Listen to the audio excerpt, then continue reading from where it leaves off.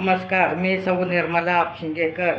आज आपणास रवा पोह्याचं डोसा तयार करणार आहे.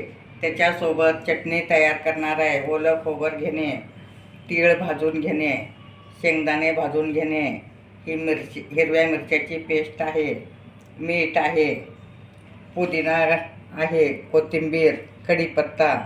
चटणीसाठी प्रथम आपण पोहे धुवून घेत आहोत. 2-3 पाण्याने स्वच्छ धुवून घेणे.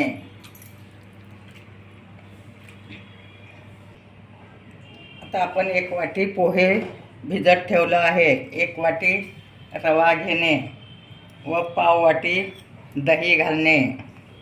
अगदी घट्ट ताजं दही आहे. दही घातल्यामुळे त्याला खूप छान जाळी येते आणि खूप मऊ डोसे होतात. आता तुम्ही पाहू शकता, दह्यात छान कालवून घेणे. रवा आपण दह्यात कालवून घेत आहोत. अशा टाईपमध्ये तुम्ही थोडं पाणी घालून कालवून घेणे.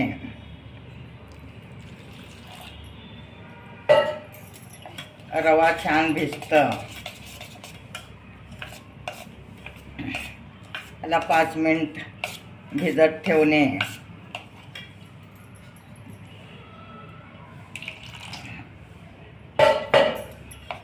अशा टाईपमध्ये दही आणि थोडं पाणी घालून व्यवस्थित रवा भिजवून घेणे.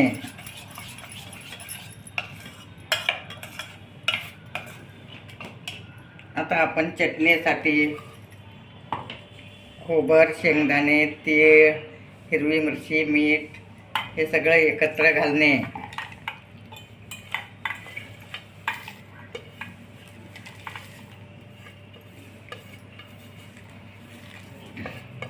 कोथिंबीर, पुदिनाही ह्यातच घालणे. हे पुदिना आहे आणि कोथिंबीर घालणे आणि कढीपत्ताही त्यातच घालणे. आता आपण बारीक करून घेत आहोत. आपली चटणी वाटून तयार आहे. तेल गरम झालं आहे. त्यात जिरे, मोहरी घालणे आणि ही चटणी छान वाटून घेतली आहे. पुदिना, कोथिंबीर, कढीपत्ता, तीळ, शेंगदाणे, खोबरं, मीठ आणि मिरची हे सगळं घालून वाटून घेणे. आता आपले पोहे पण भिजले आहेत. पोहे ह्यात घालणे. अर्धे अर्धे करून वाटून घेणे. अर्धा रवा आणि अर्धा पोहे 2 वेळेस वाटून घेणे. आता त्यात थोडं पाणी घालत आहे.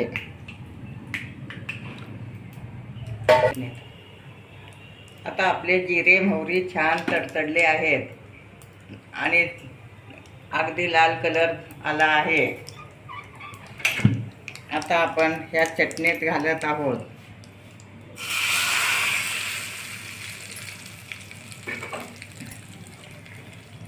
तर तेल घातल्यानंतर छान कालवून घेणे. आपली चटणी तयार आहे. खमंग चटणी तयार आहे. आता मी हे बारीक करून घेत आहे.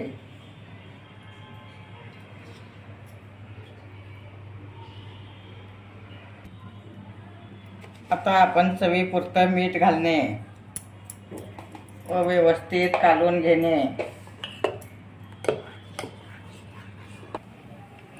आता आपण अर्धी वाटी बेसन पीठ घालत आहोत. आपलं पीठ छान मुरलं आहे.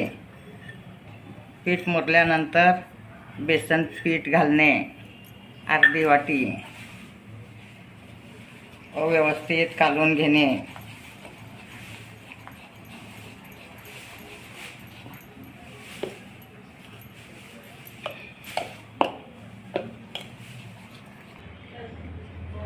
आता मी तव्याला तेल लावून घेत आहे. तवा तापला आहे. आपलं पीठ पण छान मुरलं आहे.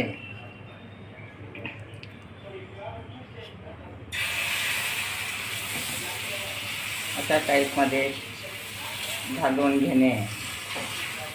अगदी छोटे मोठे प्रत्येक आकारात तुम्ही करू शकता.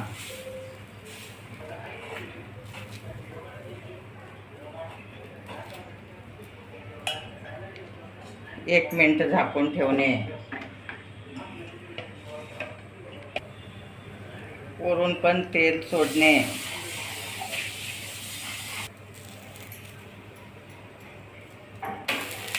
अशा टाईपमध्ये उलटणे व 2 मिनिट झाकून ठेवणे.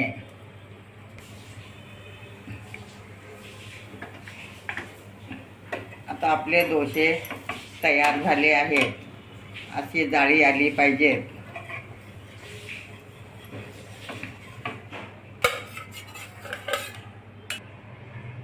आणखी एक घालून दाखवते.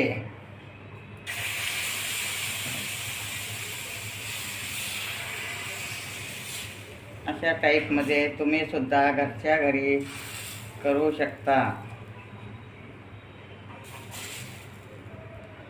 थोडं झाकून ठेवणे.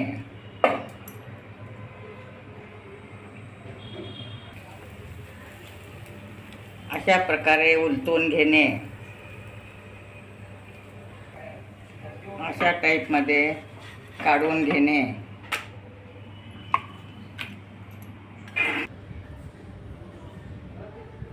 आता आपले डोसे, पोहे, रवा, बेसन याचे तयार आहेत. गरमागरम डोसे घरच्या घरी करू शकता.